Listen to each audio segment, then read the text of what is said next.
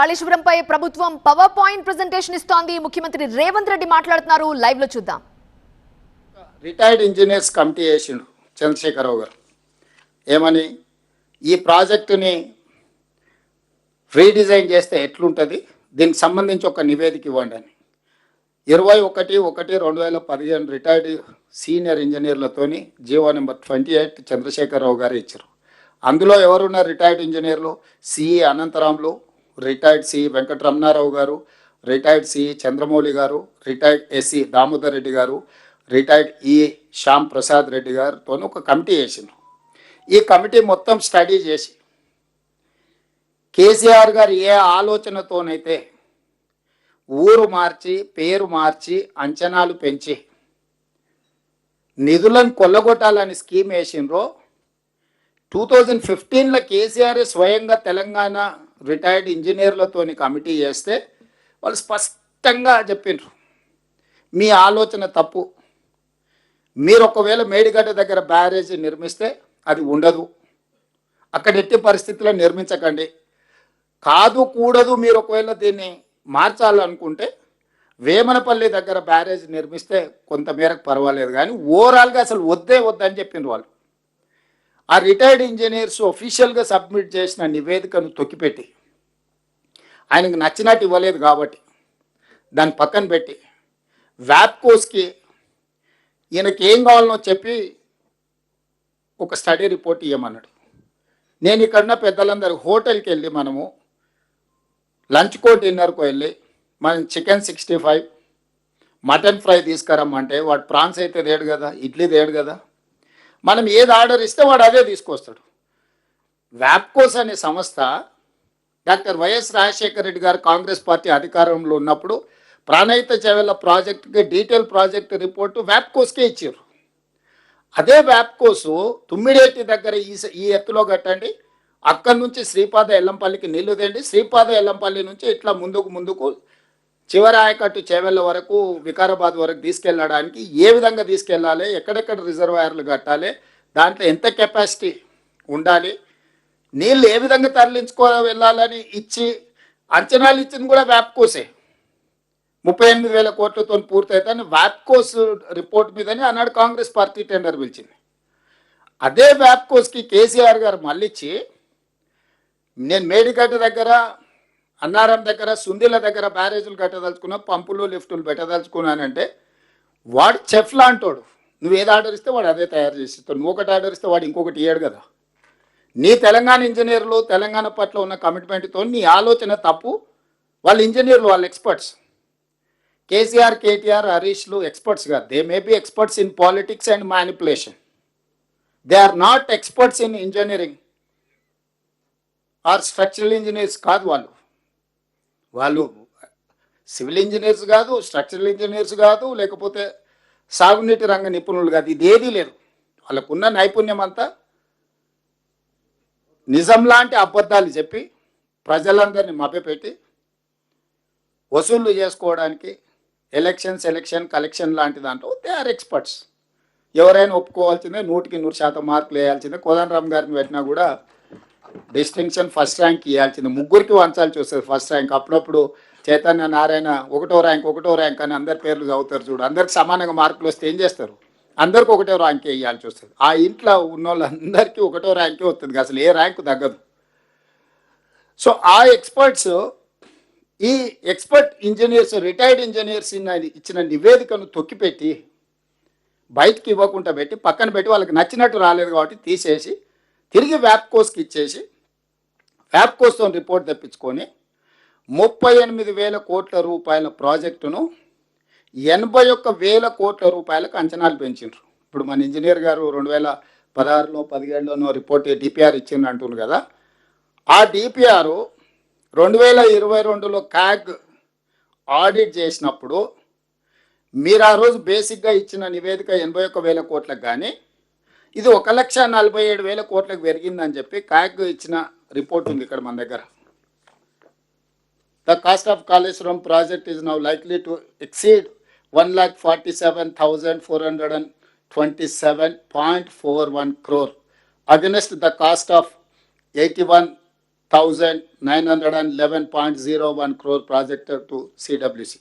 సిడబ్ల్యూసికి central water కమిషన్కి వాళ్ళు ఇచ్చినప్పుడు 81,000 కోట్లకి ఇచ్చింది. కానీ ఈ నివేదిక ఇచ్చే టైంకి మళ్ళీ డిస్ట్రిబ్యూటరీస్ లేవు, ఏం లేవు, పంపులు లిఫ్టులు, ఆయకట్టు పెరగలే. విచిత్రం ఏంటంటే నీళ్లు పెరగలేదు, ఆయకట్టు పెరగలేదు, ఏది పెరగలే. ఊరు పేరు అంచనాలు మారి తుమ్మిడేటి దగ్గర ఉన్నది మేడిగడ్డ దగ్గరకు వచ్చింది, అన్నారం వచ్చింది, సుందేళ్ళు వచ్చింది. 38,000 కోట్ల కాస్త 1,47,000 కోట్ల పైగా మారింది. ఈ రోజు లెక్కలేస్తే ఇదంతా 2022 కాళేశ్వరం దేని మీద క్యాగ్ ఆడిట్ చేసి ఇచ్చిన నివేదిక. ఇది కూడా మనం చెప్తున్నది కాదు, క్యాగ్ ఇచ్చిన నివేదిక. సో ఇట్లా పెంచి పోని ఇంత తిన్నా నాణ్య డిజైన్లో, ప్లానింగ్లో, డిజైన్లో, కన్స్ట్రక్షన్లో, ఆపరేషన్ అండ్ మెయింటెనెన్స్లో నాణ్యత పాటించి ఉంటే ఈరోజు మనం చర్చించుకునే పరిస్థితి కూడా రాకపోతుండే. లోపభూయిష్టంగా ప్లానింగ్, అసలు డిజైన్లో దాని టెక్నికాలిటీ లేకపోవడం. ఎందుకంటే చాలా సందర్భాలలో కేసీఆర్ గారు స్వయంగా చెప్పారు, నా మెదడు రంగరించి అందులోకి వెళ్ళి 80,000 పుస్తకాలు చదివి ఈ మొత్తం డిజైన్లు చేసిన నేను, ఇది నా బ్రెయిన్ చైల్డ్ అని చెప్పి అఫీషియల్లీ కేసీఆర్ గారు క్లెయిమ్ చేసుకున్నారు. అంటే ఏ ఇంజనీర్కి కూడా ఈ ఇంజనీర్లు డిజైన్ చేసిండ్రనే గుర్తింపు కూడా ఉండాల్సిన అవసరం లేదన్నట్టుగా కేసీఆర్ గారు స్వయంగా మాట్లాడినట్టునే మీరు అందరు కూడా విన్నారు. మరి ఆయన మేధాశక్తినంతా మానస పుత్రిక హరీశ్వరరావును పోయిన గవర్నర్ గారు ఈయన హరీశ్వరరావు గారు ఈయన కాళేశ్వరరావు అని సర్టిఫికేట్ ఇచ్చిండు ఆయనకు. ఓపెనింగ్కి పోయి నరసింహన్ గవర్నర్ గారు పాపం ఆయగారు ఈయన మాటలు నమ్మి ఈ అబద్ధాల రావులు అని అందరినీ కలిసి. సో నేను అనేది ఏంటంటే ఇన్ని రకాలుగా చేసి ఈరోజు అంచనాలు పెంచి ఈ ప్రాజెక్టు వాళ్ళు మొదలు పెట్టి 2019 జూన్ 21 నాడు ప్రారంభించారు. వీరితో పాటు పక్క రాష్ట్ర ముఖ్యమంత్రి గారిని పిలుచుకున్నారు, యజ్ఞాలు చేసిండు, యాగాలు చేసిండు. ఇవన్నీ చేసిన చిత్తన్ శివుడి మీద భక్తి చెప్పుల మీద ఉన్నట్టు ఆయన ఆలోచనలు ఎంతసేపు ఉన్నా దీంట్లో ఎట్లా కొల్లగొట్టాలనే ఆలోచనతోని హడావిడిగా దీన్ని చేసి దీన్ని ప్రారంభిస్తే ఎగ్జాక్ట్గా రమణారెడ్డి అనే ఒక అధికారి, BV Ramana Reddy project executive engineer, 18/5/2020 project ఎప్పుడు ప్రారంభించారు? 2019 జూన్ 21. సంవత్సరం తిరిగే లోపలనే క్లియర్గా మేడిగడ్డ బ్యారేజ్ నిర్మాణం లోపాలన్నీ బయటపడ్డాయి. మేడిగడ్డ బ్యారేజ్ వద్ద సీసీ బ్లాక్ల డ్యామేజ్లను వెంటనే సరిచేయాలి. కాలేజ్ అదేవిధంగా ఇందులో రిపేర్ చేయకపోతే ప్రమాదం ఉందని బివి రమణారెడ్డి అని ఒక project executive engineer with in a year project engineer క్లియర్గా ఎలాంటి మిగతా సంస్థలకు లేఖ రాసిండు. అయ్యా మీరు ప్రారంభించిన ప్రాజెక్టు దెబ్బతిన్నది, దీన్ని ఇమ్మీడియట్గా రిపేర్ చేసి రిస్టోర్ చేయకపోతే ఇది మొత్తానికే కొంప మీదకి వస్తుందని అధికారి అప్పుడే గుర్తించండు. ఇదేదో 2023లోనో 2024నో లేకపోతే ఉత్తమ్ కుమార్ రెడ్డి గారు రేవంత్ రెడ్డి గారు గుర్తించింది కాదు. చంద్రశేఖరరావు గారు అపాయింట్ చేసుకున్న ప్రాజెక్ట్ ఎగ్జిక్యూటివ్ ఇంజనీర్ అటు మేడిగడ్డ వర్క్ చేసే ఇంజనీర్ ఎలాంటికి స్పష్టంగా 18/5/2020 ప్రాజెక్టు ప్రారంభించిన 11 నెలల్లోనే ఇందులో లోపాలు ఉన్నాయి, దీంట్లో సమస్య ఉన్నది, దీన్ని తక్షణమే రిపేర్ చేయండి అని లెటర్ రాస్తే ఆ కంపెనీ రిపేర్స్ చేయలే. ఎందుకంటే ఇవ్వాల్సిన దానికంటే ఎక్కువ కమిషన్లు ఇచ్చిన ఇంకా ఇదే చేసుడు ఎక్కువ, ఇంకా మళ్ళీ రిపేర్ ఒకటి చేసుకుంటే కూర్చుంటాడా అని చెప్పి వాడు నాకేంది నువ్వు చెప్పేదని వాడు అసలు పట్టించుకోలే. సో ఈ ప్రాజెక్టులో మీ అందరికీ నేను ఇచ్చే సమాచారం ఏంటంటే 19లో ప్రారంభిస్తే 20లోనే సమస్య వచ్చింది. ఇమ్మీడియట్గా దాన్ని రిపేర్ చేయలే. రిపేర్ చేయకపోవడం వల్ల డే బై డే అది పెరిగి పెద్దదై అది పూర్తిగా కుప్పగూలే పరిస్థితి వచ్చింది. దీంట్లో ఈరోజు అదేవిధంగా 20లో అట్లా జరిగింది. ఇప్పుడు కన్నెపల్లి పంప్ హౌస్ దగ్గరకు పోయింది. ఇక కన్నెపల్లి ఎంత సుఖమైందా అంటే 2022 జూలై 14 గోదావరిలో వరద వస్తే కన్నెపల్లి అన్నారం పంప్ హౌజులు రీటైనింగ్ వాల్. పంప్ హౌజ్ ఇక్కడ కడితే గోదావరి జలాలు ఇందులోకి రాకుండా గోడ అడ్డం కడితే అది నాణ్యత లేకపోవడం వల్ల కుప్పగూలితే మొత్తం కన్నెపల్లి పంప్ హౌజ్ ఫోటోలు చూపిస్తున్నాం మీకు. ఇది నీళ్లు నిండిపోయింది.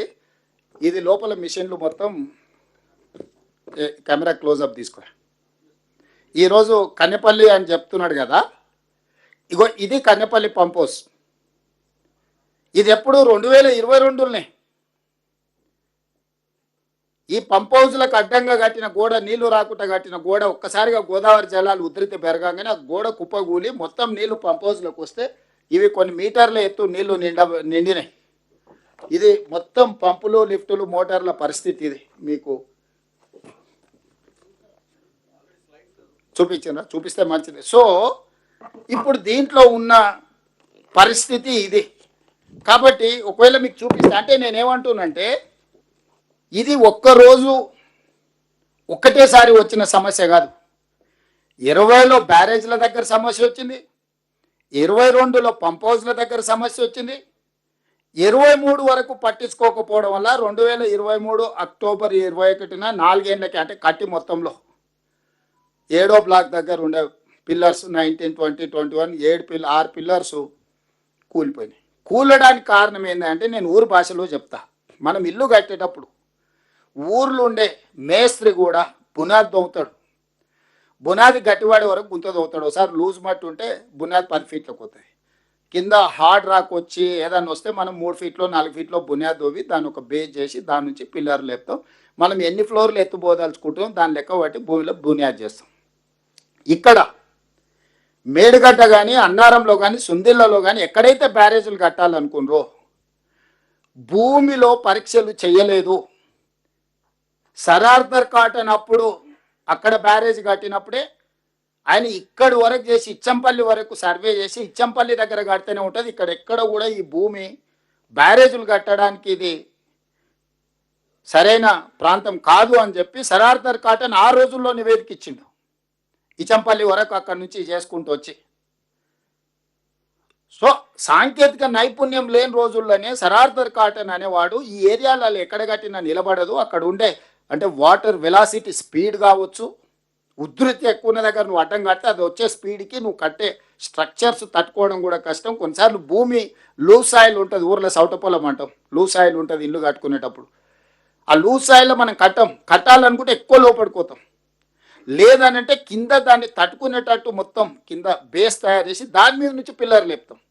సో ఇక్కడ కేసీఆర్ హడావిడి, ఆయనకు అర్జెంటుగా 1000 కోట్లు కావాలి, 2-3 ఏళ్ళలోనే దీన్ని మొత్తం చేయాలి, 2-3 వేలలోనే 1000 కోట్లు సంపాదించుకోవాలని తోటి ఆయన బునియాదిలో ఉన్న భూమి యొక్క పటిష్టతను అసలు లెక్క చేయలే. అదే చెప్పిండ్రు ఎక్స్పర్ట్స్. ఈయన ఏం చేసిండు, కొంత లోపలికి పోయిండు, ఇంకా కింద ఇసుకనే ఉంది, ఇక్కడికే ఆపేసి ఇక్కడ నుంచి నిర్మించిండు, అన్నీ కట్టేసిండు. ఓదానికోటి లింక్ ఉన్నది కాబట్టి కొంతకాలం ఇట్లా ఆగింది. ఆగిన తర్వాత ఈరోజు మీకు మేడిగడ్డ దగ్గర ఉన్న రిజర్వాయర్ కెపాసిటీ 16 టీఎంసీలు, ఆ తర్వాత అన్నారం 10 టీఎంసీలు, ఆ పైన 8 టీఎంసీలు దాని హయ్యెస్ట్ కెపాసిటీ. కానీ ఎప్పుడు కూడా మనం ఏదైనా రిజర్వాయర్ కానీ, బ్యారేజ్ కానీ, డ్యామ్ కానీ కట్టినప్పుడు దాని కెపాసిటీస్ను కొత్తగా మొదలుపెట్టినప్పుడు first year 25%, second year 25%, third year 25%, fourth year 100% of the capacity of that barrage, dam or reservoir ఏదైనా అట్లా సాంకేతికంగా చేసుకుంటూ ఫస్ట్ 25% నీళ్లు నింపినప్పుడు ఇందులో ఏం సమస్యలు వస్తున్నాయి, భూమి ఏమైనా కుంగుతుందా, దీనివల్ల ఏమైనా డ్యామేజ్ ఉందా, ఏమైనా కొట్టుకపోతుందా, ఏదో చూసుకో. అట్లా ఎవ్రీ ఇయర్ ఇది మెథడ్, అట్లా లెక్కేసుకొని చేస్తారు. సో చంద్రశేఖరరావు గారు 16 టీఎంసీల నీళ్లు ఇట్లా పెద్ద ఎత్తున కనిపించేటట్టు దాంట్లో నీళ్లు నిండా నింపి పెట్టి బస్సులలో అందరినీ తీసుకుపోయి చూపించండి. ఎలక్షన్ల ముందర మీకు అందరు గుర్తుండాలి. ఊర్లలో నుంచి బస్సులు వేసి రైతులందరినీ తీసుకెళ్తున్నాను, రోజు జాతరలాగా తీసుకెళ్ళాను. వాళ్ళకి చూపించడానికి ఆయన సముద్రాన్ని వీడికి తెచ్చినాన్ని భ్రమలు కల్పించడానికి. బ్యారేజ్ అనేది ఇంతకుముందు ఉత్తమ్ కుమార్ రెడ్డి గారు చెప్పినట్టు వాటర్ డైవర్షన్, అంటే water maybe left, water maybe divert చేయడానికే బ్యారేజ్. శ్రీశైలం, నాగార్జున సాగర్ రిజర్వాయర్లు అంటే నీటి నిల్వ చేస్తాం, నీటిని వినియోగించుకుంటాం. రిజర్వాయర్ ఆర్ డ్యామ్ అంటే నీళ్లు నింపుకొని అవసరం మేరకు కొంత కొంత వాడుకుంటూ ఏ రకంగా తీసుకోవాలో చేసుకుంటాం. బ్యారేజ్ అంటే సింపుల్ వచ్చే నీళ్ళకు అడ్డుకట్ట కట్టి ఆ నీళ్లు లిఫ్ట్ చేయడానికి అవసరమైన పంపులు లిఫ్ట్ చేయడానికి అవసరమైనంత స్టోరేజ్ పెట్టుకొని టకా ఎట్లా ఫ్లడ్ వస్తుందో అట్లా ఎత్తుకొని అవతలకు పోసుకుంటాం. సో ఇక్కడ కూడా మేడిగడ్డలు ఎత్తి అన్నారంలో పోస్తాం, అన్నారంలో ఎత్తి సుందిళ్ళలో పోస్తాం, సుందిళ్ళలో ఎత్తిన నీళ్లు శ్రీపాద ఎల్లంపల్లిలో పోస్తాం. అంటే మీకు మేడిగడ్డ కింద ఆయకట్టు లేదు, అన్నారం కింద ఆయకట్టు లేదు, సుందిళ్ళ కింద ఆయకట్టు లేదు. ఇవన్నీ ఏంటంటే సైపనింగ్ సైమల్టేనియస్గా పనిచేయాలి. ఏ ఒక్కటి ఆగిపోయినా కూడా నువ్వు ఎత్తలేవు పోయలేవు. మేడిగడ్డలు ఎత్తి కన్నెపల్లి పంప్ హౌస్ ఎత్తి నీళ్లు పోయంగానే అన్నారం దగ్గర ఉండే పంప్ హౌస్ ఎంబడే ఎత్తి మళ్ళీ సుందిళ్ళలో పోస్తే సుందిళ్ళలో ఉన్న పంపులు ఎత్తి శ్రీపాదేలంపల్లిలో పోయాలి. శ్రీపాదేలంపల్లి నుంచి ముందుకు నీళ్లు కాలువల ద్వారా ఇవ్వాలి. ఇది దీని స్టైల్ ఆఫ్ అంటే ఫంక్షనింగ్ యొక్క రూపకల్పన. ఎప్పుడైతే మేడిగడ్డను పెద్దగా చూపించి బంగాళాఖాతాన్ని మంతనికి తీసుకొచ్చిన అని భ్రమలు కల్పించడానికి దాంట్లో దాదాపుగా 16 టీఎంసీలు మొత్తం కెపాసిటీకి నీళ్లు నింపెట్టిన 11-12 టీఎంసీ. ఎప్పుడైతే దాని మీద వజన్ గట్టిగా పడ్డదో భూమి అణిగింది. భూమిలో లేయర్స్ పొరలు ఉన్నప్పుడు ఆ భూమి అనేది కిందికి కుంగింది. ఎప్పుడైతే ఇది కుంగిందో ఈ బ్యారేజ్ కింద పిల్లర్స్ ఇప్పుడు సీకెంట్ పాయిల్ టెక్నాలజీ అన్నాడు కదా, పిల్లర్స్ లాగా కట్టారు కదా ఇట్లా అన్ని వరుస పెట్టి. భూమి ఎప్పుడైతే తగ్గిందో ఈ పిల్లర్ ఈయన నిలబడిపోయింది, కిందున్న భూమి కిందికి పోయింది. కిందికి భూమి ఎప్పుడైతే పోయిందో ఇందులో నీళ్ళు యువతలకి బయటకు వచ్చినాయి. ప్రెషర్కి వాటరు ఇది ఇట్లనే ఉంది, దీని కింది నుంచి ఇసుక మొత్తం పోయి యువతలకి నీళ్ళు వచ్చినాయి. అప్పుడప్పుడు మనము కాలువ కట్టున్న కింది నుంచి నీళ్ళు పోతాయి కదా, లూజ్ ఉంటే ఎలకలు పొక్కలు పెట్టినప్పుడు వ్యవసాయం చేసే వాళ్ళు చాలామంది గట్లు ఉంటే ఎలకలు పొక్క పెడితే నీళ్ళు ఇడవంగానే అందుకెళ్ళిపోతాయి నీళ్ళు. మొత్తం ఇసుక మీద ఈయన బ్యారేజ్ కట్టిండు, ఆ ఇసుక మేడలు కట్టిండు. ఈ ఇసుక మేడలు ఎప్పుడైతే కట్టిండో యువతల నీళ్లు 16 టీఎంసీలు ఎప్పుడైతే నింపిండో రోజుల కొద్ది అట్లే ఉంచిండో దాని మీద ఎప్పుడైతే వెయిట్ అధికంగా బరువు అధికంగా పడ్డదో భూమి అనేది సెటిల్ అయిపోయింది. మధ్యలో పొరలు ఉన్న భూమి అంతా కన్సాలిడేట్ అయిపోయింది. ఎప్పుడైతే కన్సాలిడేట్ అయిందో ఈ పైల్స్ కింద ఉన్న పైల్స్కి భూమికి గ్యాప్ వచ్చేసింది. ఎప్పుడైతే గ్యాప్ వచ్చిందో ఇందులో నుంచి నీళ్ళు యువతలకి వెళ్ళినాయి. ఎప్పుడైతే నీళ్ళు వచ్చినో యువతలు ఉన్న స్ట్రక్చర్స్ అన్ని కొట్టుకుపోయినాయి. ఎప్పుడైతే ఈ బ్యారేజ్లు వరుసగా ఇంత పెద్దది ఉంది కదా, ఏడైతే ప్రెషర్ వాడి నీళ్ళు పోయినో ఏడ కింద పోయిందో ఇది కిందికి పోయింది. అదే 19th pillar 1.5 metres with in డేస్లో కిందికి కుంగిపోయింది. ఇట్లా ఉండాల్సింది. ఎప్పుడైతే కిందికి కుంగిపోయిందో గేట్ల అలైన్మెంట్, బ్రిడ్జ్ బ్యారేజ్ అలైన్మెంట్ ఎప్పుడైతే తప్పిందో గేట్ల అలైన్మెంట్ తప్పింది. గేట్ల అలైన్మెంట్ ఎప్పుడైతే తప్పిందో అవి తెరుచుకోనికే మూసుకోనికే లేకుండా పోయినాయి.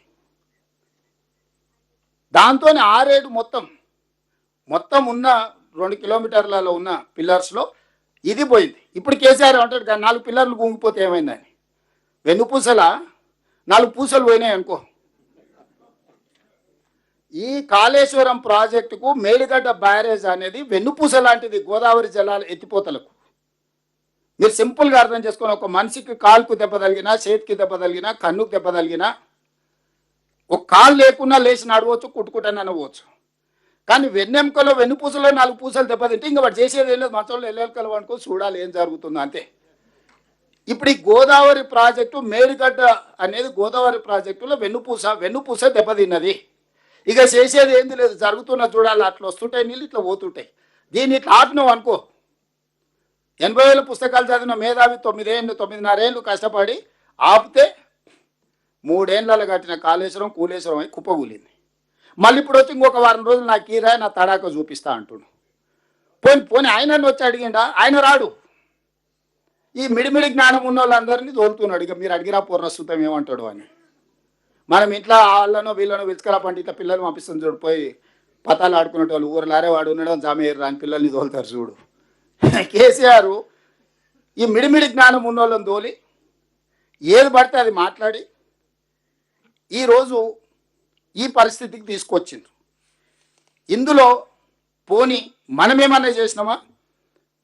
2023 అక్టోబర్ 21 నాడు, October 22 project AE Mahadevpur police స్టేషన్లో ఎఫ్ఐఆర్ చేసిండు. అని మేము కేసు పెట్టలేదు. ప్రాజెక్టు కుప్పకూలిపోయిందని చెప్పి ఎఫ్ఐఆర్ చేసిందే కేసీఆర్ గవర్నమెంట్. మహదేవ్పూర్ పోలీస్ స్టేషన్లో ఇది కుప్పకూలిందని ఫస్ట్ కేసు పెట్టింది కూడా వాళ్ళే. ఎఫ్ఐఆర్ చేసింది వాళ్ళ హయాంలోనే, మనం కూడా ఏం పోలీస్ కేసు పెట్టలే. దాని తర్వాత 23 అక్టోబర్ 22 తేదీన అంటే సేమ్ ఆ ప్రభుత్వం ఉన్నప్పుడే national dam safety authority Medigadda కుంగుపాటుపై ఒక కమిటీని నియమించింది. వాళ్ళు నవంబర్ 1 నాడు ఎన్డీఎస్ఏ నివేదిక ఇచ్చారు, ప్రిలిమినరీ నివేదిక.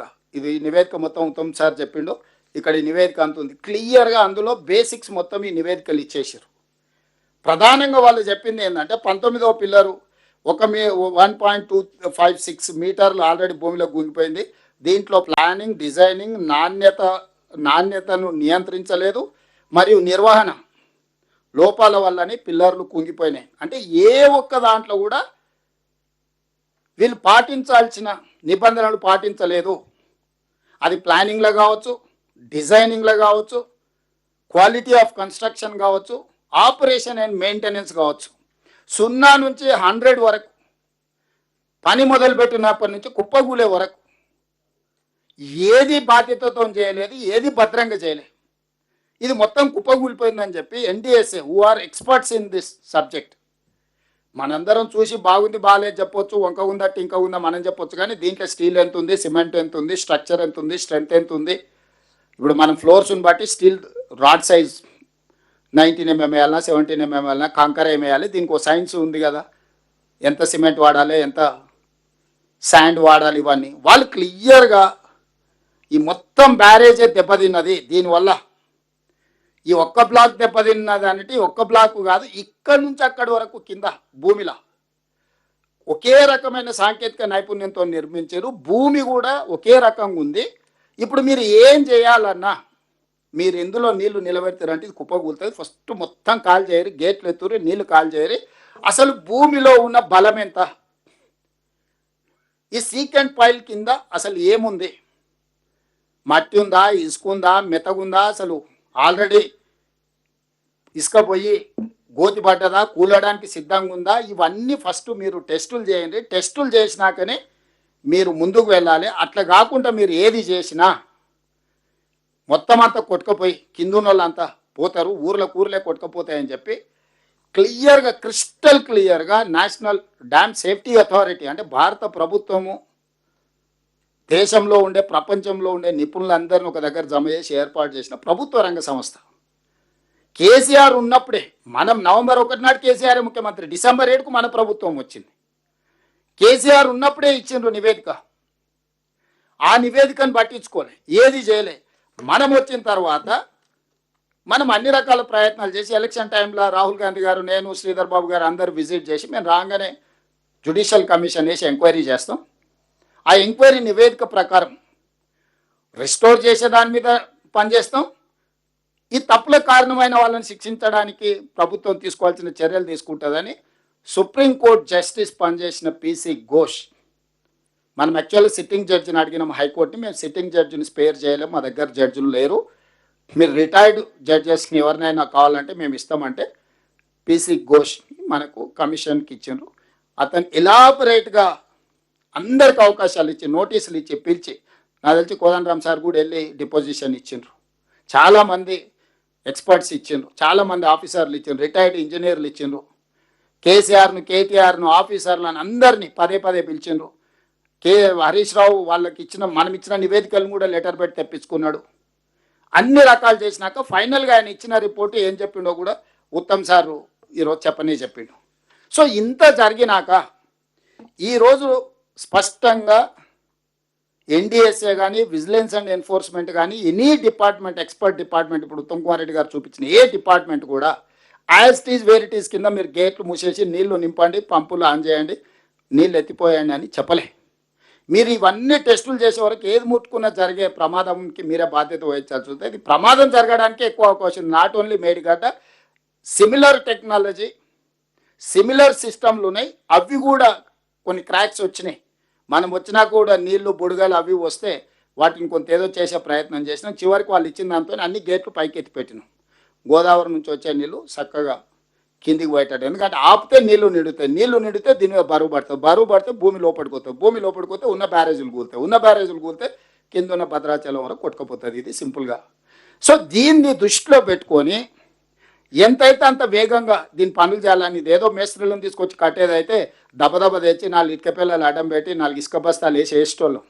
ఎక్స్పర్ట్స్ వచ్చి భూమి లోపల పోయి ఏం పరిస్థితులు ఉన్నాయో స్టడీ చేసి రిపోర్ట్ ఇచ్చి ఏం సమస్య ఉందో కనుక్కోవాలి, ఈ సమస్యకు చూపించాల్సిన పరిష్కారం వాళ్ళే ఇవ్వాలి, ఆ పరిష్కారాన్ని అమలు చేసే బాధ్యతని మనం దానికి అవసరమైన ఖర్చులు పెట్టడానికి ప్రభుత్వం ఉంది. సరే శిక్షలు నేరము శిక్ష ఒక పక్కన పెడితే దీన్ని ఎట్లయినా మళ్ళా 1,00,000 కోట్ల రూపాయలు ఇప్పటికే 1,02,000 కోట్లు కాంట్రాక్టర్లకు చెల్లించినాం, దీన్ని ఎట్లయినా నిలబెట్టుకోవాలని మేము తాపత్రయపడుతున్నాం. కానీ మా తాపత్రయం అనేది కేసీఆర్ లాగానే 80,000 పుస్తకాలు చదివినా అని, ఉత్తమ్ కుమార్ రెడ్డి గారు ఆర్మీలో పనిచేసినని, నేను ఊర్లో వ్యవసాయం పనిచేసి వచ్చిన మా తెలివితేటలు ప్రదర్శిస్తే ఇక అది ఏం జరుగుతుందో ఎవరు ఊహించలేరు.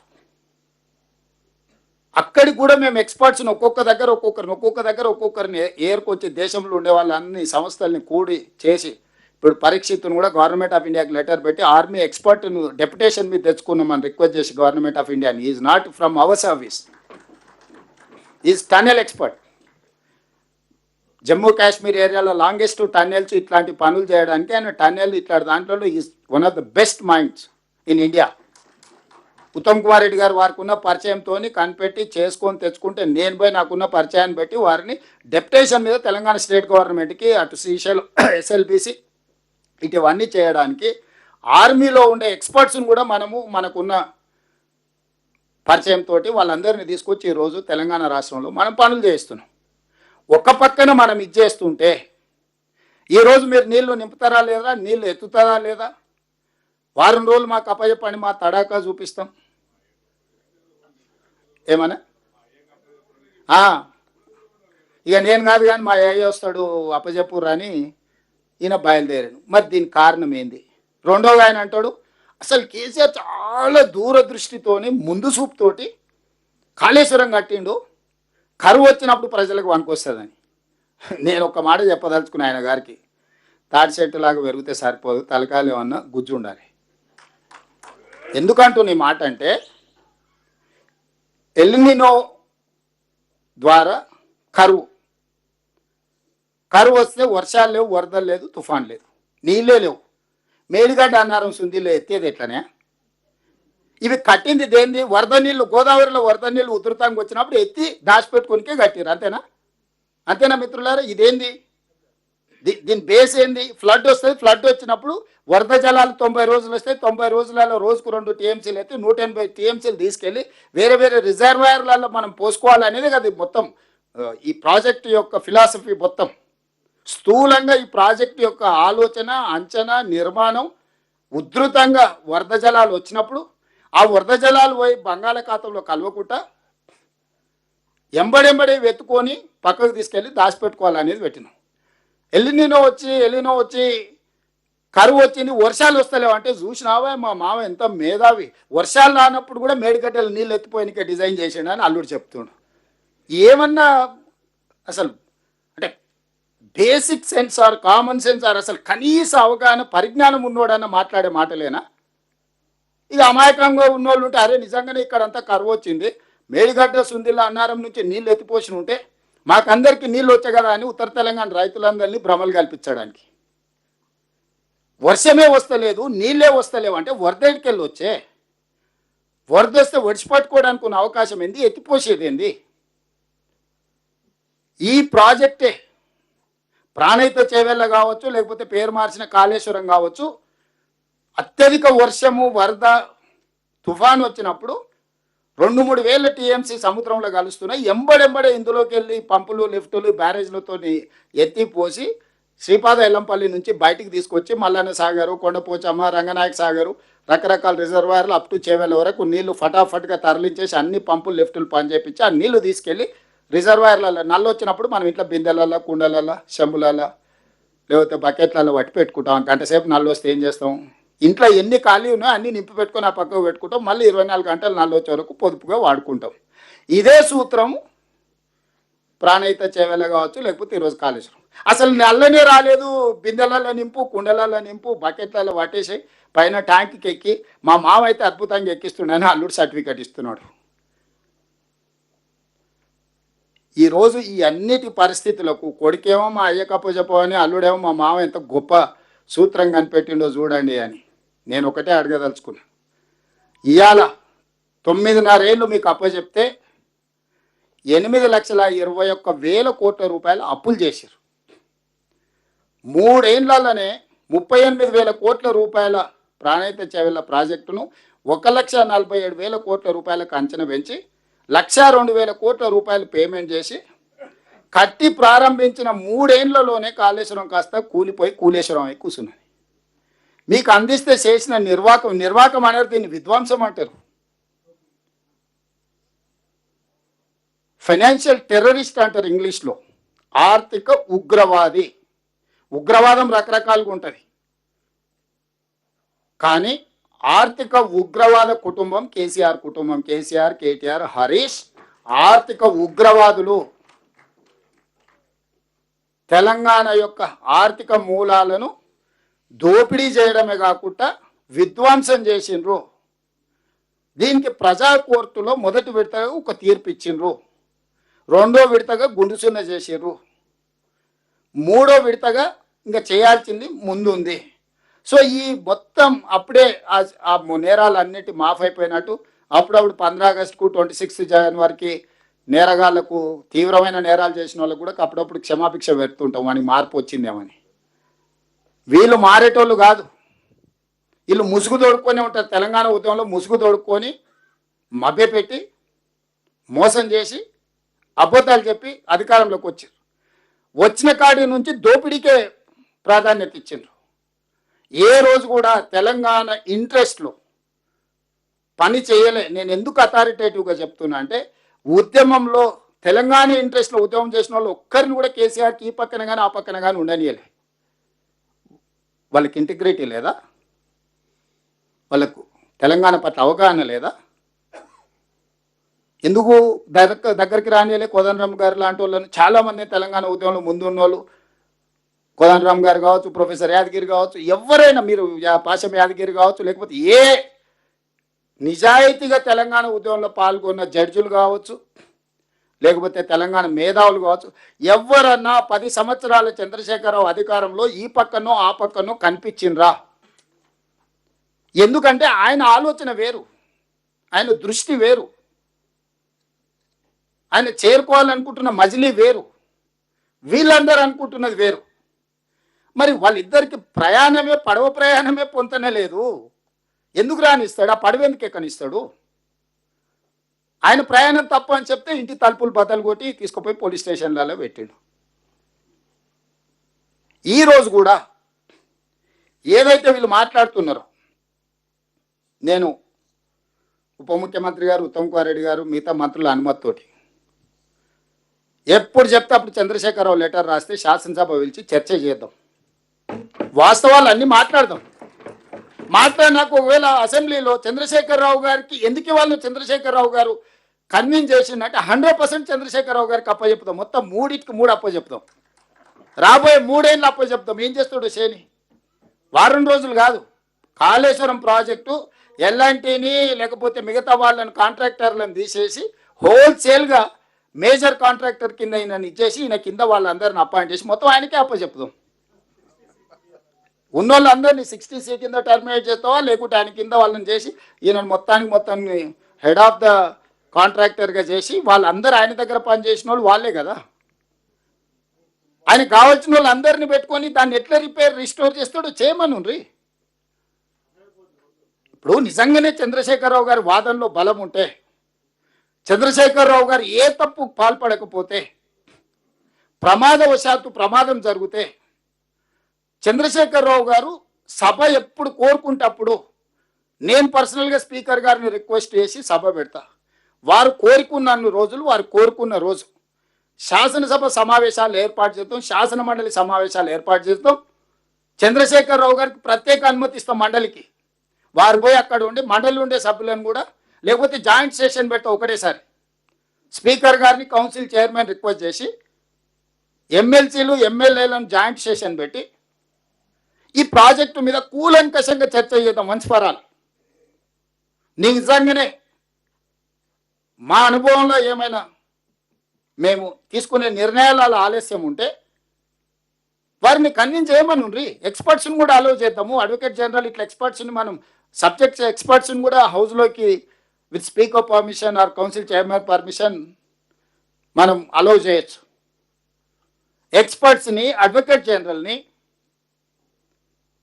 సభలోకి పిలిచి జాయింట్ సెషన్ ఏర్పాటు చేసి వన్స్ ఫర్ ఆల్ చర్చ చేద్దాం. ఈ ప్రభుత్వం పారదర్శకంగా ఉంది. ఇక్కడ ఉన్న మిత్రులకు నేను స్పష్టంగా చెప్పదలుచుకున్నా, కేసీఆర్ చేసిన తప్పులకు తెలంగాణ ప్రజలకు శిక్ష పడకూడదు. తెలంగాణ ప్రజలు కట్టిన పన్నులు సొమ్ము వృధా కాకూడదు, గోదావరి పాలు కాకూడదు. చాలా ప్రాజెక్టులు కేసీఆర్ కట్టిన వాటిని వినియోగిస్తలేమా? సెక్రటేరియట్ కట్టిన వాడుకుంటూ వదిలేసినామా? తమిళనాడులో అట్లనే కడితే దాన్ని వేరే దానికి ఇచ్చిండ్రు. ఇంకొకటి ఏదన్నా కేసీఆర్ ఏదన్నా చెప్తే ప్రజలకు పనికొచ్చేది ఉంటే షాదీ ముబారక్ అయినా కళ్యాణ లక్ష్మి అయినా రైతు బంధు అని ఆయన పెడితే దాన్ని 2000 పెంచి రైతు భరోసా చేసి ఇంకా పెంచి ఇచ్చినాం కదా. ఇది కూడా ఆయన కోసం కట్టుకుంటే మేము ప్రజల కోసం వాడుతూనే ఉన్నాం కదా. దీన్ని ప్రజాభావం చేసి ప్రజలకు అందరికి అవకాశం ఇచ్చినాం కదా. ఎవరైనా రావచ్చు, ఎవరైనా పోవచ్చు, ఎవరైనా చూడవచ్చు. అయితే సీతక్క దగ్గర లేకపోతే బట్టల దగ్గర షాయద అయిపోవచ్చు. సమయానికి వస్తే భోజనం కూడా పెడతారు వాళ్ళు. ఎవరిని ఈ గేట్లు ఎప్పుడైనా మూసినరా? ఈ డిసెంబర్ 7, 2023 తర్వాత ఎవరైనా వస్తపోతే చూడాలి. ఎప్పుడైనా గేట్ బంద్ అయిందా? ఆ రోజు గద్దరాన్ని వస్తే గాడ బయట గంటల కొద్ది ఎండ కూసబెట్టారు. మనం వచ్చిన తర్వాత ఇది ఎప్పుడైనా మూత పడ్డదా? నిత్యాన్నదానం జరిగినట్టు ఇక్కడ అందరూ వచ్చిపోతూనే ఉన్నారు కదా. చిన్నది పెద్దది ఏదున్నా ప్రజలకు ఏ రకంగా వాడుకుని ఆయన ఉద్దేశం ఏ ఉద్దేశంతో కట్టినా ప్రజలకు ఉపయోగపడేది ఉంటే ఆ ఉద్దేశాన్ని మార్చినం తప్ప వినియోగాన్ని ఆపలేదే. నిజంగానే ఇయ్యాల మేడిగడ్డ అన్నారం సుందిల్లా ప్రజలకు ఉపయోగపడేది ఉంటే రాత్రి భవన్లాడు పోయి కూర్చొని చేపించి వినియోగించే వాళ్ళము. నిజంగా ఏమి చెయ్యలేని నిస్సహాయ పరిస్థితులు ఉన్నాము, అసహనంగా ఉన్నాము, బాధ కోపం కూడా ఉంది. 1,00,000 కోట్లు పెట్టింది, ఇట్లా అయిపోయింది. నేరగాళ్ళని శిక్షించలేకపోతున్నాం, దీన్ని వినియోగించలేకపోతున్నాం. అధికారం వచ్చి 30 నెలలు అయింది. ప్రజలందరూ వీళ్ళని ఉరిదీయాలని కోరుకుంటే నియమ నిబంధనలు అడ్డం వస్తున్నాయి అని మేము అనుకుంటున్నాము. కమిషన్ ఇచ్చిన report as where it is మన గవర్నమెంట్ ఆఫ్ ఇండియా సిబిఐకి అంతకుముందు కేంద్ర మంత్రి గారు అన్నారు, మాకు అప్పయ్యపురం 48 గంటలలో అందరిని లోపలేస్తామని. ఎన్ని రోజులు అయింది ఇచ్చి? డేట్ కూడా చెప్తా మళ్ళీ. అదేందుకు ఇంకా ఈ కొంచెం ఆపేది. 2025 జూలై 31 జ్యుడిషియల్ కమిషన్ 645 పేజీల నివేదికను రాష్ట్ర ప్రభుత్వానికి సమర్పించింది. 2025 ఆగస్టు 31 అసెంబ్లీలో ఈ నివేదికపై చర్చ జరిగింది. అదే రోజున మేడిగడ్డ అన్నారం సుందిల బ్యారేజ్ల నిర్మాణంలో అవకతవకలు, అవినీతి ఆరోపణలై విచారణకు సిబిఐకి అప్పగించాం. 2025 సెప్టెంబర్ 1వ తేదీన ఈ కేసును సిబిఐకి అప్పగిస్తూ జీవో నెంబర్ 104 రాష్ట్ర ప్రభుత్వం జారీ చేసి మొత్తం ఇచ్చింది. సెప్టెంబర్ పోయి మళ్ళీ సెప్టెంబర్ రానికి వస్తుంది. మరి ఆ నుంచి బయలుదేరి నడుచుకుంటూ వస్తురేమో మా బటన్ అని అడిగి మళ్ళీ ఏమన్నా ఇచ్చి సిబిఐ అధికారులకు మరి విమానమో బస్సో కారు పంపన్న. మరి నడుచుకుంటూ వస్తే చాలా టైం పట్టేటట్టుంది ఢిల్లీ నుంచి. ఈరోజు ఈ నేపథ్యంలో ఎదురుదాడి చేసి పాత అన్నీ మర్చిపోయినరు, మళ్ళీ కొత్త రాగం తీయాలని కొత్త రాగం ఫస్ట్ పిల్లలతో తీపిస్తున్నాడు. ఇది జర వినసొప్పుకుంటే ఆయన దిగుతాడు, లేకపోతే మళ్ళా రాగం మారుస్తాడు దీన్ని ఇట అట అని. సో స్పష్టంగా ప్రజాభవన్ నుంచి చంద్రశేఖరరావు గారికి సూటిగా నా విజ్ఞప్తి, శాసనసభ శాసన మండలి ఉమ్మడిగా సమావేశాన్ని ఏర్పాటు చేద్దాం. మీరు స్పీకర్ గారికి లేఖ రాయండి, తారీఖు చర్చ జరగాల్సిన ఎన్ని రోజులు. మేము కూడా ప్రభుత్వం నుంచి లేఖ ఇచ్చి చర్చ పెట్టిద్దాం. ఏ మాత్రం కూడా మీ గౌరవానికి, మీ మర్యాదకు, మీ చర్చకు అడ్డు రాకుండా సభను సజావుగా నడిపించే విధంగా మా లెజిస్లేటివ్ అఫేర్స్ మినిస్టర్ మిత్రులు శ్రీధర్ బాబు గారు బాధ్యత తీసుకుంటారు. నేను వారికి సహకరిస్తాను.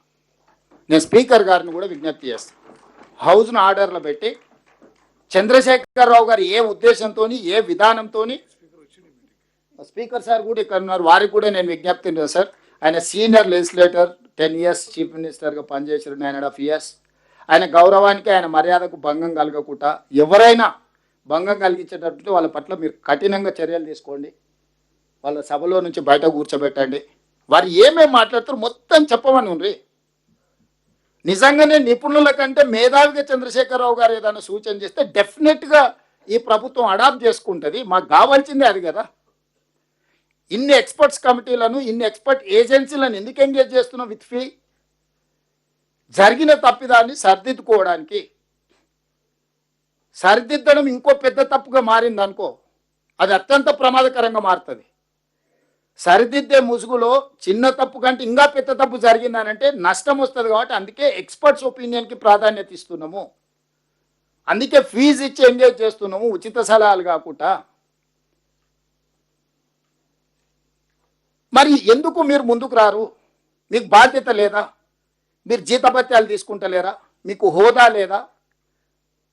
మీకు జీతభత్యాలు ఉన్నాయి, ప్రతిపక్ష నాయకుడు హోదా ఉంది, ప్రజలు మీరు సభకు వచ్చి మాట్లాడాలని చెప్తున్నారు, మేము విజ్ఞప్తి చేస్తున్నాం. ఇన్ని రకాలుగా చెప్పినా మీరు తప్పించుకుంటున్నారంటే మీరు చేసిన నేరము ఘోరం మీకు తెలుసు. అందుకే మీరు మొహం చాటేస్తున్నారు. దాన్ని కప్పిపుచ్చుకోవడానికి బేషరంగా అబద్ధాలు చెప్పేటోళ్ళని ఊరి మీదకి వదిలి మమ్మల్ని టార్గెట్ చేసి మాట్లాడుతున్నారు. ఇది తెలంగాణకు, తెలంగాణ సమాజానికి ఏ మాత్రం కూడా ఉపయోగం కాదు.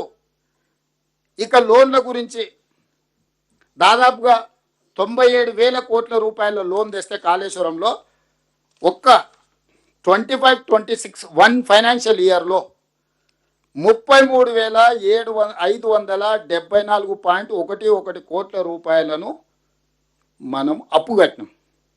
ఓన్లీ కాళేశ్వరం కార్పొరేషన్ అప్పు ఓన్లీ 1 ఫైనాన్షియల్ ఇయర్ 2025-26 అంటే ఏప్రిల్ 1, 2025 నుంచి మార్చి 31, 2026 12 నెలలల్లా మన ప్రభుత్వము కాళేశ్వరం ప్రాజెక్టు మీద చంద్రశేఖరరావు గారు తెచ్చిన 97,000 కోట్ల పైచీలకు అప్పుకు 33,574.11 కోట్ల రూపాయలు అప్పు చెల్లించినవా?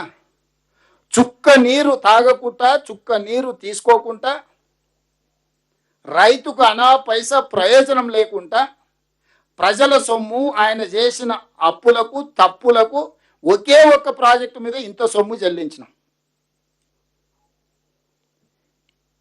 ఈ 30 నెలల్లో మనం చేసిన అప్పు రమారమి 1-2 ఇక్కడ అక్కడ 1,80,000 కోట్ల రూపాయలు రఫ్లీ మనం అప్పు చేస్తే 30 నెలల్లో మనం తిరిగి చెల్లించింది 2,08,000 కోట్ల రూపాయలు చెల్లించినాం.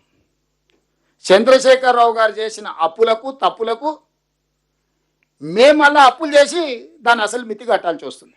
30 నెలల్లో మన తెలంగాణ రాష్ట్ర ప్రభుత్వం యావరేజ్ ఆన్ అండ్ యావరేజ్ 1,80,000 కోట్ల రూపాయలు అప్పు చేస్తే ఆన్ అండ్ యావరేజ్ ఈ 30 నెలల పరిపాలనలో 2,08,000 కోట్ల రూపాయలు అప్పు చెల్లించినాం. ఇది తెలంగాణ ఫైనాన్షియల్ స్టేటస్. అయినా షాదీ ముబారక్, కళ్యాణ లక్ష్మి, రైతు భరోసా ఏ స్కీమ్ ఆపుకుంటా రేషన్ కార్డులు ఇచ్చినాం. 3,28,28,00,000 మంది పేదలకు 6 కిలోల సన్నబియ్యం ఇచ్చినాం.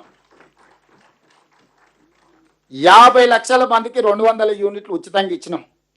55 లక్షల కుటుంబానికి 500 రూపాయలకి సిలిండర్ ఇచ్చినాం.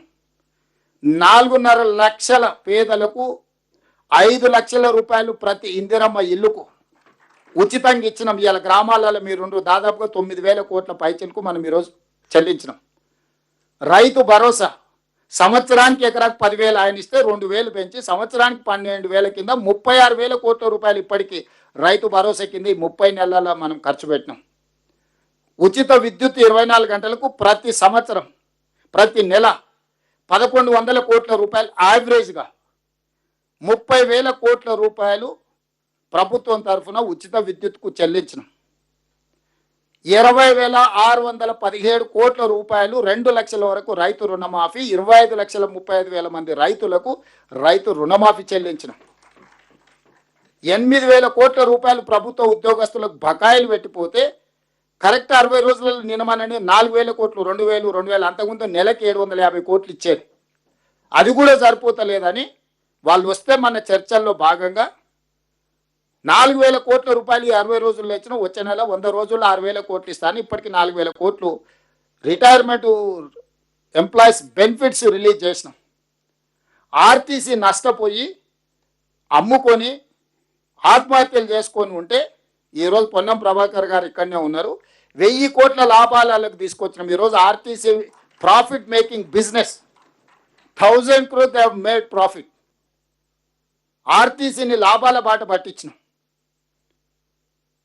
60,000 కోట్ల రూపాయలు మహిళలకు బ్యాంక్ లింకేజ్ ఇచ్చినాం. 0 వడ్డీ మీద 2,000 కోట్ల రూపాయలు ఆడపిల్లల తరఫున వడ్డీ చెల్లించినాం. బతుకమ్మ చీరలలో కూడా దోపిడీకి పాల్పడితే బ్రహ్మాండమైన చీరలు ఈరోజు ఇందిరమ్మ చీరల్ని మనం పంచిపెట్టినాం. ఆయన ఇచ్చిన పథకాలు అన్నిటికన్నీ కొనసాగించి ఒక్క అవినీతి నాపితే ఇన్ని పథకాలు చేసినాం. ఇన్ని పథకాలు ఈరోజు మీరు ఇంతమంది ఉన్నారు, మీరు ఎవ్వరు మాట్లాడతలేరు. రేషన్ కార్డు ఇవ్వలేదా, సన్నబియ్యం ఇవ్వలేదా, 200 యూనిట్లు ఉచిత కరెంట్ ఇవ్వలేదా, 24 గంటల వ్యవసాయానికి ఉచిత కరెంట్ ఇవ్వలేదా, ఇందిరమ్మ ఇండ్లు ఇవ్వలేదా, ఫీజు రియంబర్స్మెంట్ చేయలేదా, ఆరోగ్యశ్రీ 1 yearలో 2,600 crores ఇచ్చిన Aarogyasri and CM relief fund 500 rupees bonus ఇచ్చినాం. అంతకుముందు ఒడ్లు వండిస్తే ఊరేసుకుంటూ అంటే కనీస మద్దతు ధరతో పాటు 500 రూపాయలు బోనస్ ఇచ్చినాం. 3,000 కోట్లు బోనస్ పే చేసినాం. డైట్ ఛార్జెస్ 40% పెంచినాం. కాస్మెటిక్ ఛార్జెస్ 200% పెంచినాం. బడి పిల్లలకు బ్రేక్ఫాస్ట్ ఇచ్చినాం. లంచ్ క్వాలిటీ పెంచినాం. ఏ స్కీమ్ ఆపినాము?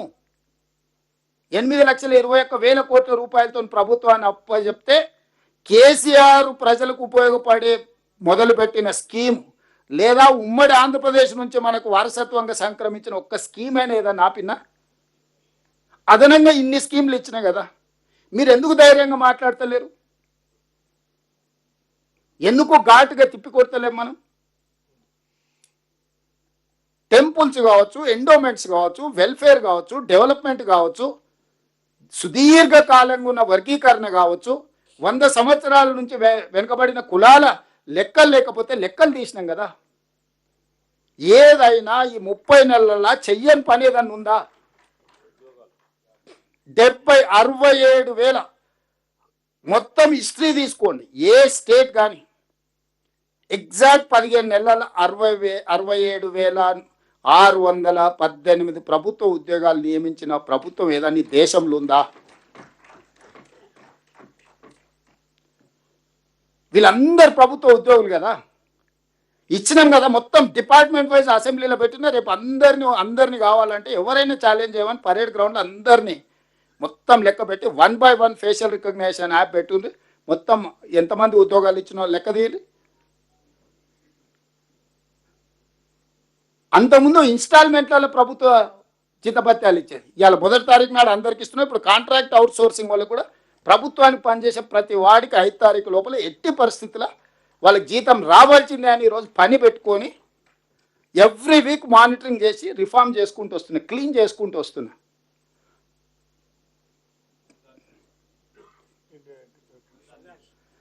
వరి ధాన్యమే కాకుండా integrated schools, education system reforms ఎంత ఎవ్రీ ఇయర్ 56,000 తగ్గుకుంటూ పోయారు గవర్నమెంట్ స్కూల్స్లలో.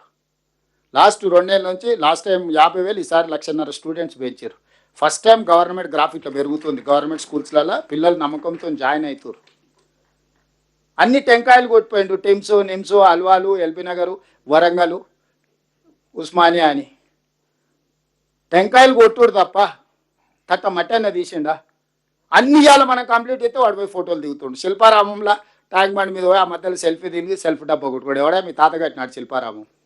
ఇప్పుడు సేమ్ సనత్ నగర్ తిమ్స్ దగ్గర పోయి ఫోటోలు దిగుతున్నాడు సిగ్గు లేకుండా. దేవుడు సిగ్గు ఎట్లా పెట్టలేదో నాకు అర్థం కాలేదు. వాళ్ళ డిక్షనరీలోనే లేనట్టుంది సిగ్గు అని పదం. కుటుంబం మొత్తం సిగ్గు తప్పిపోయారు. ఇప్పుడు కుటుంబానికి మొత్తం తెలంగాణలో ఉండే అన్ని కుటుంబాలకు అసలు 5 లక్షల లైఫ్ ఇన్సూరెన్స్ చేయాలని పెట్టుకున్నాం. రేపు ఇందిరమ్మ బర్త్డే రోజు అఫీషియల్లీ కంప్లీట్గా తెలంగాణ రాష్ట్రంలో పుట్టడమే అదృష్టం అనే విధంగా ఈరోజు ప్రతి వాడికి తెలంగాణలో ఉన్న ప్రతి కుటుంబానికి 5 లక్షల రూపాయలు ప్రభుత్వమే ఇన్సూరెన్స్ కడుతుంది. ఎక్కడన్నా దేశంలో ఈ పథకం ఉందా? ఎక్కడన్నా దేశంలో సన్నబియ్యం ఉందా? ఎక్కడన్నా దేశంలో సంవత్సరంలో 67,000 ఉద్యోగాలు ఇచ్చిరా? ఎక్కడన్నా అడిగిన వాళ్ళందరికీ రేషన్ కార్డులు ఇచ్చిందా?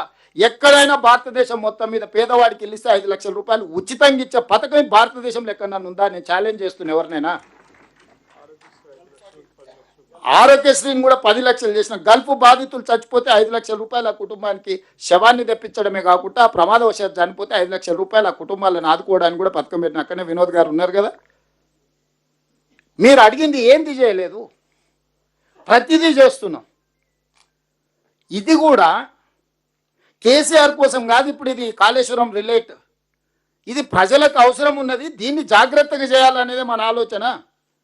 వాళ్ళు హడావిడి పెట్టిరని, తొందర పెట్టిరని మనల్ని అటు ఇటు చేసి ఏదో ఒకటి చేసి అది కూలగొడితే వీళ్ళే కుట్రతోని దాన్నే మనం బాంబులు పెట్టి పేల్చినామని మాటలు మాట్లాడారు.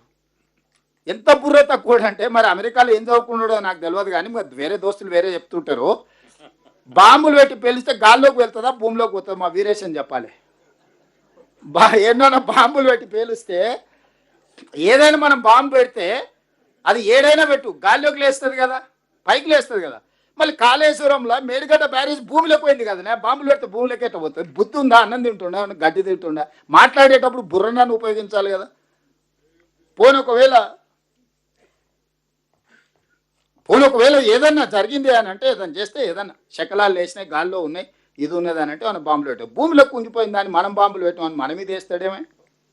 మీ నాయన అవినీతికి బలైపోయింది కాళేశ్వరం, మీ కుటుంబ దోపిడీకి బలైపోయింది గోదావరి నదీ జలాలు. మొత్తం మీ ఎంటైర్ కుటుంబం హ్యాస్ టు టేక్ రెస్పాన్సిబిలిటీ. మొత్తం ఎంటైర్ ఫ్యామిలీని పనిచేయాలి, ఒక్కొక్కరిని కాదు. తెలంగాణకి 8,21,000 కోట్ల రూపాయలు అప్పు వస్తుంది, కేసీఆర్కి 1000 ఎకరాల ఫామ్ హౌస్ వస్తుంది, 1,00,000 కోట్ల రూపాయల ఆస్తులు వస్తాయి. జన్వాడలో కేటీఆర్కు 100 ఎకరాలలో వస్తుంది, హరీష్ రావుకి లేదనుకుంటున్నాం, మొయినాబాద్లో ఉంది 50 ఎకరాల ఫామ్ హౌస్, శంకర్పల్లిలో కవితకు ఉంది 25 ఎకరాల ఫామ్ హౌస్. అటు భూములు ఇచ్చిపెట్టి ఉత్త ఫామ్ హౌస్లు ఇల్లే చెప్తున్నా. మనం 250 గజాలలో 500 గజాలలో కట్టుకోవాలంటే జన్మంతం కష్టపడాల్సి వస్తుంది. ఉత్తమన్న ఇల్లే లేదని చెప్తుంటాడు అప్పుడప్పుడు. మరి కేసీఆర్కి మాత్రము అంటే ఆ సూత్రం ఏందో మనకు తెలవాలి కదా. రాష్ట్రం అప్పుల ఊబిలు ఎట్లా కూరుకుపోతుంది, కేసీఆర్ ఆగర్భ శ్రీమంతుడు ఎట్లయితాడు, న్యూస్ పేపర్లు ఎట్లొస్తాయి, టీవీ ఛానల్స్ ఎట్లొస్తాయి, వ్యాపారాలు ఎట్లొస్తాయి, బెంచ్ కార్లు ఎట్లొస్తాయో ఆ సూత్రం చెప్తే తెలంగాణ మొత్తం బాగుపడుతుంది కదా. కేసీఆర్ని అందుకే కదా 2 సార్లు ముఖ్యమంత్రిని చేసింది ఆ సూత్రం చెప్పమని. అందుకోసమనే మిత్రులారా, ఈరోజు ఉత్తమ్ కుమార్ రెడ్డి గారు ఒక మంచి బాధ్యత తీసుకొని ఈ కార్యక్రమాన్ని ఏర్పాటు చేసి మనందరికీ అవగాహన కల్పించి, దీంట్లో రాజకీయం ఉంది, సాంకేతికం ఉంది, అన్నీ ఉన్నాయి, ప్రజల ప్రయోజనం ఉంది, రైతుల విశ్వాసం ఉన్నది. తెలంగాణ ప్రజలకు అందరికీ దీన్ని మీరందరు గ్రామాన వివరించండి. ఛానల్స్ దగ్గర ఎక్కడున్న చర్చలలో ధైర్యంగా మాట్లాడండి. మర్యాదగా కేసీఆర్ గారిని శాసనసభకు ఆహ్వానించండి, చర్చలు పెడదాము. ఒక మంచి వాతావరణంలో తెలంగాణ ప్రజలకు విషయాలన్నీ తెలియని చంద్రశేఖరరావు గారి స్వయంగా వచ్చి ప్రాజెక్టు మీద జరిగిపోయిన గతాన్ని నిర్వహించాల్సిన బాధ్యతను భవిష్యత్తును చంద్రశేఖరరావు గారు వారి మాటల్లో చెప్తే తెలంగాణ సమాజం కూడా వింటది. నిజంగానే అందులో ఏదైనా సారాంశం ప్రజలకు ఉపయోగపడుతుంది అనుకుంటే ఈ ప్రభుత్వానికి ఎలాంటి భేషజం లేదు. ఉపయోగపడే సలహా ఎవరిచ్చినా ప్రజల కోసం ఉపయోగిస్తాము, మాకు వ్యక్తిగతంగా ఎలాంటి అభిప్రాయాలు లేవు, ఇది మీరు ప్రతి దగ్గర చెప్పండి. చివరగా 10 తారీఖు రోజు మధ్యాహ్నం మధుర కాన్స్టిట్యున్సీలో ఈసారి రైతు భరోసా వేగంగా చేసినాం. ఇప్పటికే 8,000 కోట్ల రూపాయలు రైతుల ఖాతాలో పడ్డది, 1000 కోట్లు కూడా సిద్ధంగా ఉన్నాయి. కానీ మా బట్టి గారు లక్షలాది మంది రైతుల ముందల వ్యవసాయం దండగా కాదు, వ్యవసాయం పండుగ చేసినాం, రైతుని రాజుని చేసినాం. లక్షలాది రైతుల మధ్యలో మనము ఈ పండుగ ఉత్సవాన్ని నిర్వహించుకుందామని బట్టి గారు మిమ్మల్ని అందరినీ ఆహ్వానిస్తారు. బట్టి గారి తరఫున 10 తారీఖు నాడు మధ్యాహ్నం 2 గంటలకు ఖమ్మం జిల్లా మధురకు మీరందరూ తప్పకుండా పేరు పేరున అందరికి ఆహ్వానం పలుకుతున్న అందరు అక్కడికి రావాలా, ఆ రైతులతో కలిసి ఆ సంతోషకరమైన పండుగలో పాల్గొనాల్సిందిగా మీకు అందరికీ విజ్ఞప్తి చేస్తూ మీ అందరి దగ్గర సెలవు తీసుకుంటున్నా. ధన్యవాదాలు మిత్రులారా.